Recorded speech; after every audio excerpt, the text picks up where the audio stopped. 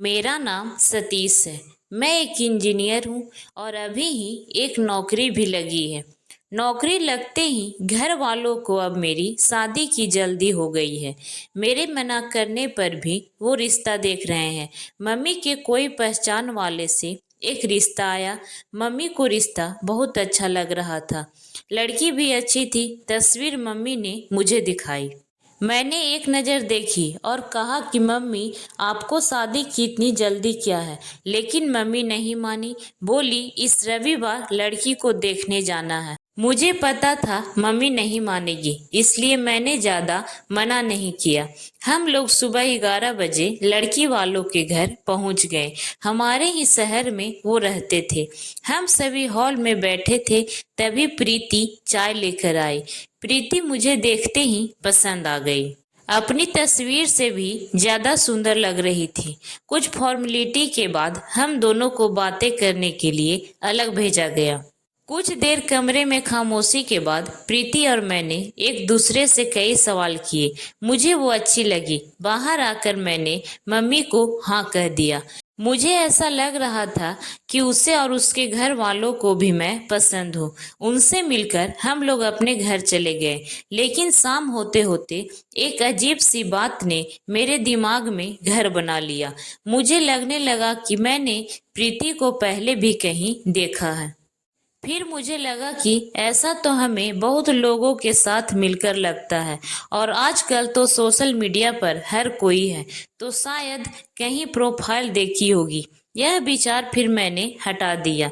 लेकिन बेड पर सोते वक्त भी मुझे लगा कि मैंने उसे कहीं तो देखा है। प्रीति का नंबर मैं लेकर आया था। रात में ही मैंने उसे फोन किया। पहले थोड़ी बातें की, फिर उससे पूछा कि तुम दिल्ली से पढ़ी हो, क्योंकि मैं अपनी पढ़ाई दिल्ली से की है। इसलिए मुझे लगा कि वो भी कहीं दिल्ली से नहीं पढ़ी। उसने मना कर दिया। बोली, नहीं, दिल्ली कभी कभी ही जाती हूँ। देखा जाए तो बात बहुत छोटी थी, लेकिन मुझे अब वो खटक रही थी। मुझे कुछ याद नहीं था, लेकिन ऐसा लग रहा था कि पता नहीं कैसे, पर मैं बस जानना चाहता था कि मैंने उसे कहाँ देखा है। प्रीति से एक दो बार और मिलने पर मुझे यकीन सा होने लगा कि मैंने इसे जरूर पहले कहीं देखा है। मैंने प्रीति से बहुत सवाल किए। उससे पूछा कि क्या वो मुझसे पहले किसी से प्यार करती थी या कोई उसका बॉयफ्रेंड था। प्रीति ने मना किया। कहा फ्रेंड थे, लेकिन बॉयफ्रेंड नहीं था। प्रीति सुंदर थी। अब मुझे यह लगने लगा कि वो मुझसे झूठ बोल रही है। मैं उससे मिलता और बातें भी करता था, लेकिन अभी भी वही सवाल था कि मैंने उसे कहाँ देखा है। फिर मैंने अपने दोस्तों को प्रीति की तस्वीर दिखाई, यह कहकर कि मेरी शादी होने वाली है। मैं यह भी सोच रहा था कि शायद किसी और ने भी प्रीति को देखा हो, क्योंकि वो सब भी मेरे साथ ही पढ़े हैं। लेकिन किसी ने कुछ नहीं कहा। बहुत दिनों की इस परेशानी को मैंने हल करना चाहा। मैंने सोचा, चाहे जो हो, अब मैं उससे सीधे बात करूंगा। आखिरकार जब मैं प्रीति से मिला, तब मैंने प्रीति को डायरेक्ट ही बोला। कहा कि प्रीति, मेरी मेमोरी इतनी अच्छी नहीं है, लेकिन मुझे यह बात परेशान कर रही है कि मैंने तुम्हें कहाँ देखा है, किसी पार्टी में या कहीं और। इतने दिनों से एक ही सवाल, और मेरे बर्ताव से शायद वो भी परेशान थी। वो मुझसे इस दौरान कई बार पूछ रही थी कि आप मेरे पास होकर भी पास नहीं रहते, क्या बात है।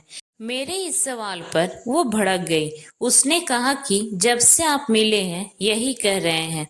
मैंने आपको सारी बातें बता दी है। आप कहना क्या चाहते हैं? कहाँ देखा है आपने?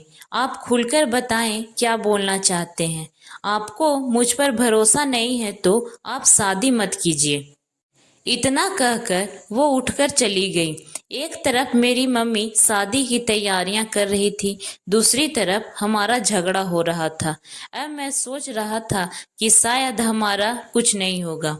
अब 2 से 3 दिन हो गए, प्रीति का कॉल नहीं आया। मैंने भी उसे नहीं किया। मुझे समझ नहीं आ रहा था कि मैं इस बात से इतना परेशान क्यों हो रहा हूँ। फिर मुझे सुबह प्रीति का कॉल आया। उसने कहा कि आपके सवाल का जवाब मैं देती हूँ, आप मिल सकते हैं। मुझे आपको कुछ दिखाने के साथ समझाना भी पड़ेगा। मैं प्रीति से मिलने गया। उसने कहा कि अभी मैं कुछ आपको दिखाने वाली हूँ, उससे आपको याद आ जाएगा कि आपने मुझे कहाँ देखा है। इतना बोलकर उसने अपने बैग से मोबाइल निकाला और उसमें एक वीडियो क्लिप दिखाई। वीडियो में मैं था। जब मैं कॉलेज के लास्ट ईयर में था, तब एक रेस्टोरेंट में 4-5 लड़कियां बेवजह मेरी टेबल पर आ गई। मुझे कहने लगी कि मैं उनकी फोटो ले रहा हूँ। मैंने मना किया तो उनसे बहस हो गई। प्रीति बोली कि मैं उस समय दिल्ली अपनी कज़न बहन के पास आई थी। वो सोशल मीडिया पर प्रैंक वीडियो अपलोड करती थी। उस समय मोबाइल मेरे हाथ में था और मैं वीडियो बना रही थी। तुम्हारे बाल उस समय बड़े थे और करीब 3 साल पुरानी बात हो गई, इसलिए मैं तुम्हें पहचान में नहीं पाई। वो प्रैंक था, वहाँ सब जानते थे, रेस्टोरेंट वाले भी। वीडियो खत्म होते ही हम तुम्हें सॉरी भी बोलते, लेकिन तुम तो बहुत डर गए थे। तुम्हारी तो बोलती ही बंद हो गई थी और उठकर चले गए। तुम्हें लगा कि सब सच है। तुम बहुत ही सीधे हो, तुम्हारे साथ कभी ऐसा नहीं हुआ होगा, इसलिए शायद तुम्हें वो बात अभी तक याद है। हमें वीडियो थोड़ा लंबा चाहिए था और कुछ मिनट में हम तुम्हें बता ही देते, लेकिन हमें भी नहीं पता था कि तुम इतने घबरा जाओगे। उस दिन हमें भी लगा कि हमने सही नहीं किया, हमारी वजह से तुम इतने जो घबरा गए थे। फिर दीदी इस तरह का कुछ करने में अब स्पेशल ध्यान रखती है कि कोई इतना परेशान न हो जाए। हम अपने मजे के लिए किसी को परेशान नहीं कर सकते, यह हमें उस दिन एहसास हुआ था। इसलिए दीदी ने तुम्हारा वीडियो भी अपलोड नहीं किया था। तुमने उस दिन बोला तो मुझे भी याद आने लगा कि शायद तुम वही हो और दीदी के पास तुम्हारा वीडियो पड़ा था, तो मैंने उसी से यह वीडियो लिया है। उसकी बातें सुनने के बाद मैंने कहा कि हाँ, मेरी नज़र तुम पर एक बार गई थी जब तुम वीडियो बना रही थी, इसलिए वहीं अटक गई थी। लेकिन ऐसा मजाक करना अच्छा नहीं है। मैं तो कई दिनों तक सोचता रहा था कि तुम सब बेवजह मुझे पिटवाने वाली थी, लेकिन कज़न की शक्ल तो मुझे अच्छे से याद है। प्रीति यह सब बताकर हंसने लगी। बोली, लगता है अभी तक आपको हम सपने में आते हैं, इसलिए हमको अभी तक भूले नहीं हैं। प्रीति हंसते हुए बोली, मुझे कहाँ देखा है, यह पूछे जा रहे थे, लेकिन खुद का यह किस्सा नहीं बताया कि कभी नहीं मुझे याद आ जाता। प्रीति तो बस हंस रही थी। उसने पूछा, शादी तो करोगे ना? मैंने बोला, अब तो जरूर करूँगा और तुम्हें और तुम्हारी बहन दोनों को परेशान करूँगा। प्रीति ने वहीं से वीडियो कॉल किया अपनी बहन को। फिर वो दोनों मेरा मजाक बनाकर हंसते रहे।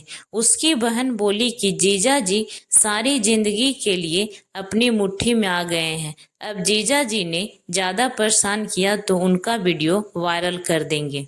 अब मुझे मेरे सारे सवालों का जवाब मिल गया था।